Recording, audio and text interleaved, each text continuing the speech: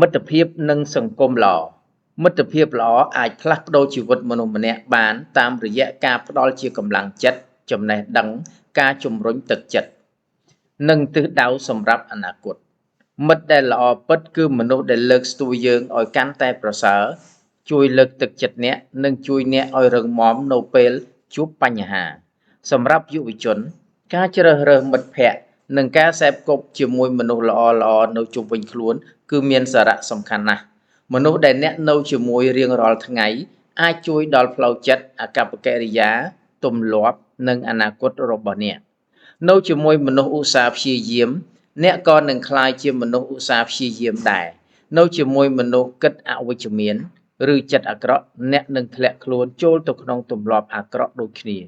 នៅជាមួយមនុស្សមានទឹកចិត្តជួយ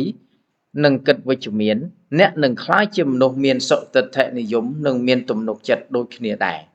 សង្គមល្អមិនមែនជារឿងតូចតាចទេវាជាគ្រឹះដ៏សំខាន់សម្រាប់កសាងជីវិតនិងអនាគតរបស់យុវជនជ្រើសរើសមិត្តរបស់អ្នកប្រកបដោយភាពវៃឆ្លាតបើអ្នកចង់បានអនាគតល្អសម្រាប់ខ្លួនឯងនេះជាអាជីវកម្មល្អបំផុតចំពោះបងប្អូនដែលមានមុខរបរលក់ដូររួចហើយនៅទូទាំងប្រទេសសម្រាប់បន្ថែមប្រភពរកប្រាក់ចំណូលអមជាមួយអាជីវកម្មមានស្រាប់របស់បងប្អូន KT ជា franchise អាជីវកម្មផ្លូវមន់ស្លាប់មន់បំពងចុងស្លាប់មន់ក្រឡុកនិងប្រហិតជាច្រើនមុខដែលជា brand របស់បងប្អូនខ្មែរបង្កើតឡើងជាង10ឆ្នាំមកហើយនិងប្រើផលិតផលក្នុងស្រុករបស់ខ្មែរសូមជួយគាំទ្រផលិតផលខ្មែរដើម្បីពង្រឹងសេដ្ឋកិច្ចខ្មែរ